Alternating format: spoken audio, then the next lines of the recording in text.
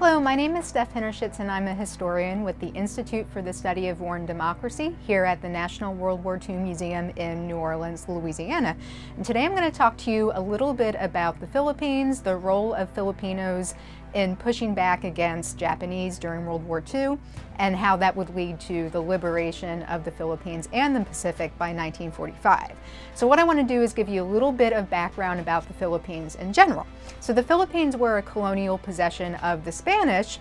Spanish came there in 1521, and they remained a possession of Spain until 1898 when America won the Spanish-American War. A lot of Filipinos fought alongside with United States troops, thinking that when the war was over, the United States would grant their independence. Fortunately for the Filipinos, that is not what happened. So the United States ended up purchasing the Philippines from the Spanish as part of the settlement of the war, and then the Philippines became colonial possession of the United States. Now, there were Filipinos who continued to fight against the United States well into the 1900s, still trying to push back and gain their independence as a free and sovereign nation. But there were other Filipinos who took advantage of some of the programs that the United States established while the Philippines were America's colonial possession. One of those services was actually being able to serve in the United States and for the United States, for example, in the Philippine Scouts. So the Philippine Scouts were established in 1901. This was an opportunity, again, for Filipinos to serve the country and to help protect and defend the Philippines and the United States in the Pacific.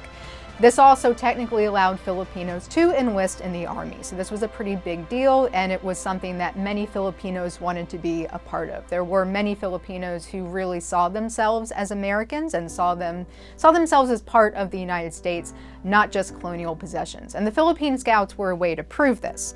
Now, by 1920, the Filipino Scouts formally became a part of the United States Army. So anyone who was a member, they were now part of the U.S. Army. Again, it's a pretty big deal and a point of pride for a lot of Filipinos. By 1941, so we're getting right up into the early years of World War II, but even before the United States would formally enter the war, the Filipino Scouts went through a number of very intense trainings.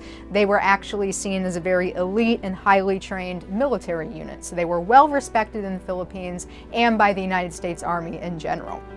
They would also come to play an important role in the security and the defense of the Pacific during World War II, and especially in the Battle of Bataan and what came after. In July of 1941, so again, this is before Pearl Harbor, just to help you understand how important the Philippines were well before the U.S. formally enters the war, the U.S. Army creates the U.S. Army Forces in the Far East, or USAFFE, and this actually consisted of a majority of Filipinos. So there were about 100,000 Filipinos who made up the USAFFE and 20,000 soldiers from stateside in the United States.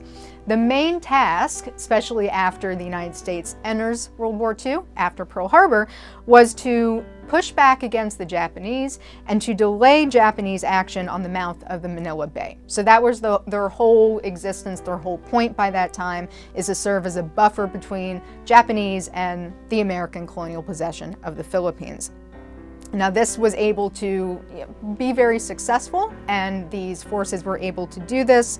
Unfortunately, December 8th, so this is sort of right after Pearl Harbor, troops were placed on half rations. So what that meant is the members, the 100,000 Filipinos, the 20,000 American troops, because of the advancing Japanese, they had to make a lot of sacrifices, and they had to be able to move some of their supplies to other forces that would come into the Pacific.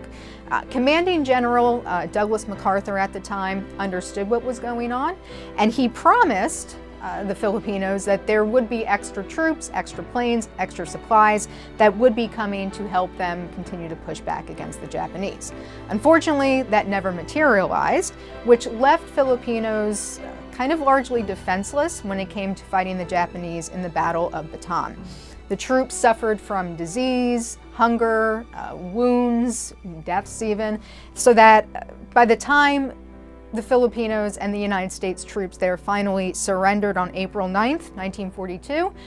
The Filipinos, who were part of the Philippine Scouts, were in a very bad position. And what this would lead to is what you probably have heard of before, which is the Bataan Death March.